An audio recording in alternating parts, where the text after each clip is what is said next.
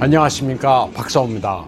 5월 10일 이란 해군의 구축함이 훈련 중에 대함 미사일을 발사했습니다. 그런데 이 미사일은 엉뚱하게도 같은 편의 보급선을 명중시켰습니다. 이란 국가통신사는 이 오폭 사고로 19명이 사망하고 15명이 다쳤다고 보도했습니다. 중국 매체들도 국제뉴스에서 이 사건을 보도했습니다. 하지만 입을 다물고 있는 부분이 있습니다. 문제의 미사일은 중국제 C-80이 대함 미사일입니다. 중국이 불량 우한 바이러스 진단 키트로 이란을 곤혹스럽게 한 데 이어 정확도가 떨어지는 불량 미사일로 이 같은 사고를 유발한 데 대해 군사 전문가들도 황당해하고 있습니다. C-80이 대함 미사일은 중국이 90년대 개발한 무기로 중국 해군뿐 아니라 방글라데시, 태국, 이란, 인도네시아도 보유하고 있습니다. 중국이 5월 5일 발사한 장정 5호 로켓에 실린 캡슐이 어제 대서양에 떨어졌습니다. 정상적인 귀환이 아니라 통제불능의 우주 쓰레기가 돼 자유 낙하한 겁니다. 뉴욕 같은 인구 밀집 지역에 떨어질까 세계가 손에 땀을 쥐고 지켜봤습니다. 구소련도 91년에 비슷한 사고가 있었는데 마침 그해 소련이 해체됐습니다. 5월 10일 중국 인도 국경의 나쿨라 패스에서는 양국 군인들의 충돌이 발생했습니다. 130명에서 150명 정도로 추정되는 양국군이 몸싸움을 벌이면서 돌로 상대편을 가격했습니다. 여러 명이 다치기는 했지만 이 몸싸움은 본격적인 무력 충돌로 이어지는 것을 우려한 지휘관들의 자제로 이쯤에서 멈췄습니다. 인도와 중국 군인들은 국경에서 종종 분쟁을 빚어왔습니다. 돌을 던진 이번 사태는 과거보다는 험악해진 겁니다. 과거에는 양측 군인들이 스포츠 게임을 하듯 규칙을 지켰습니다. 이 화면에서 보는 것처럼 가슴으로 상대편을 밀어내는 감정 싸움 수준이었습니다. 이번에는 중국 지휘관이 싸우지 않으려면 당장 꺼지라고 해서 투석전이 벌어진 것으로 전해졌습니다. 이에 앞서 중국은 WG-10 무장 헬기를 인도 국경에 출동시켰고 인도 측은 이에 대항해 수호의 30 전투기를 발진시킨 것으로 알려졌습니다. 인도는 중국에 대한 긴장을 늦추지 않고 있습니다. 연초에 신임 인도 육군 참모총장은 국경지대에서의 작전 능력을 강화한다는 방침을 밝혔습니다. 그리고 국경의 전략 교량을 대대적으로 정비했습니다. 40톤 이상 나가는 탱크와 장갑차 같은 중장비가 통과할 수 있는 철제 교량을 27일 만에 건설했습니다. 올해 안으로 74개, 내년에 20개 등 90여 개의 교량을 완성해 앞으로 있을 수도 있는 중국과의 군사 충돌에 대비하기로 했습니다. 언제든 신속하게 대규모의 무장 병력을 국경에 전개시킬 채비를 갖춘다는 겁니다. 중국으로부터 세계 공장 지위를 가져오려는 인도의 집념도 대단합니다. 인도의 평균 GDP는 2,000달러로 명목상 1만 달러인 중국의 5분의 1에 불과해 인건비가 저렴합니다. 이 같은 경쟁력으로 인도는 최근 2달 동안 16개 공업지구를 설립하고 서방 국가에 대해 자국의 제조업 기지를 옮기라고 구애하고 있습니다. 인도의 모디 총리는 미국과 함께 타이완의 WHO 가입을 적극 지지하고 있으며 인도의 소프트웨어와 타이완의 하드웨어가 결합해야 한다고 말했습니다. 애플의 제조는 90%가 중국에 편중돼 있었는데 위탁 생산 업체인 폭스콘은 2015년에 인도와 MOU를 맺고 5년 안에 인도에 50억 달러를 투자하기로 했습니다. 아이폰 XR을 인도에서 생산하고 있습니다. 타이완의 또 다른 전자업체 위스트론도 2017년부터 인도 남부에 생산 라인을 만들고 2020년에는 7,600만 달러를 투자하기로 했습니다. 이 업체는 아이폰 SE와 아이폰 7, 8을 생산합니다. 인도 이코노믹 타임즈에 따르면 인도는 전자부품, 반도체, 이동통신 부문에 대해 생산 인센티브를 부여해 5년 내에 20만 개 일자리를 만들기로 했습니다. 애플은 전 세계 생산의 20%를 중국에서 인도로 이전하는 한편 향후 5년 동안 인도에 400억 달러를 투자할 방침입니다.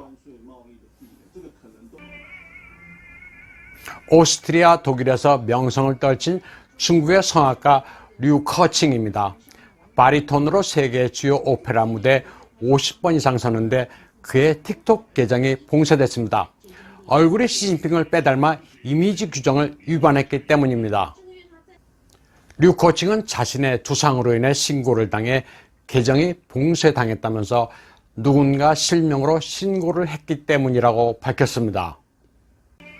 그는 이미 이전 3차례나 신고를 당해 개인 신분 증명 자료를 제출하기도 했다면서 틱톡에 검토 요청을 제기했다고 말했습니다.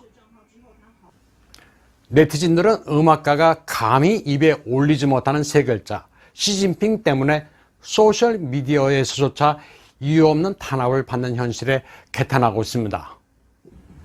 시진핑은 이틀 전 갑자기 산서성 따통에 윈깡 석굴을 시찰했습니다. 각국이 중국의 손해배상을 벼르고 있으며 대내적으로는 권력 투쟁이 심화되고 있는 상황에서 윈깡의 석굴을 관람했습니다. 산서성 칠링의 용맥을 시찰한 것만큼이나 그 의도가 여러 추측을 낳고 있습니다. 한편 미 백악관 무역고문 피터 나바로는 폭스TV의 썬데이 모닝 퓨처스에 출연해 중국 바이러스가 미국의 미증위에 충격을 안겼다고 말했습니다. 그는 트럼프 대통령이 취임한 이후 3년 동안 쌓아놓은 미국 경제를 단 60일 만에 철저히 망가뜨렸다고 말했습니다. 중국 공산당이 불러온 문제는 미국이 직면하고 있는 최대 도전이라고 부연했습니다. 전 백악관 전략고문 스티브 배넌도 중국에 대한 공세를 이어갔습니다. 아직 미완성의 임무지만 중국 인민이 자유를 쟁취하는 것이 21세기의 중요 사건이 될 것이라고 말했습니다. 1914년에 전쟁 발발, 그리고 냉전에 이어 1989년 베를린 장벽이 무너졌지만 또 다른 베를린 장벽이 세워졌다고 했습니다. 그리고 이는 바로 중국의 인터넷 방화벽이라고 말했습니다. 방화벽을 무너뜨려야만 중국 인민이 자유를 얻을 수 있다고 했습니다. 이제 중국 인민들은 반항하기 시작했으며 중국 14억 인구 가운데 공산당원은 9천만에 불과하고 실제 권력을 쥐고 있는 사람은 1, 2천 명이란 사실에 주목해야 한다고 말했습니다. 트럼프 행정부는 대선 전인 11월 전에 30억 달러를 투자해 중국의 인터넷 방화벽을 제거하기로 했습니다. 중국 우한시 방역당국은 5월 12일부터 우한 시민 1,100만 명을 대상으로 RNA 검사를 실시하라는 지침을 내렸습니다. 열흘 동안 각 구에서 책임을 지고 검사하라는 것인데 10일의 대회전이라고 명명할 만큼 다급합니다. 우한 폐렴의 2차 대폭발설이 나오고 있습니다. 실제로 5월 8일 우한의 한 아파트 단지에서만 180명이 무더기로 격리됐습니다.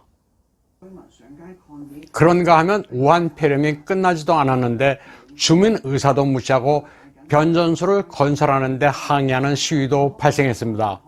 경찰이 강경 진압에 나섰고 시민들은 바오웨이 짜유엔, 가족들을 지키자, 환워 젠康, 건강을 돌려달라는 구호를 외쳤습니다. 우한의 양민이라는 이 여성은 5월 11일 우한 폐렴으로 숨진 24세 딸의 억울함을 호소하는 시위를 벌였습니다.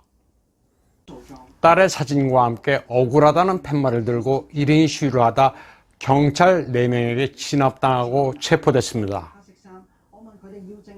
I'm Donald Trump, and I approve this message. My administration will take all necessary steps. 우한 폐렴을 극복하고 다시 미국을 위대하게 만들겠다는 트럼프 대통령의 선거 광고입니다. 낸시 펠로시와 민주당 리버럴들의 노골적인 공격에도 굴하지 않는 트럼프의 당당한 진면목을 보여주고 있습니다. 선거 전의 중점은 역시 중국입니다. 바이든의 친중 노선과 민주당의 끊임없는 방해 공작, 그리고 전쟁이나 다름없는 우한 폐렴의 엄습 상황에서 제조업을 일으키고 미국을 단결시켜 다시 위대하게 만들겠다는 각오가 담겨 있습니다.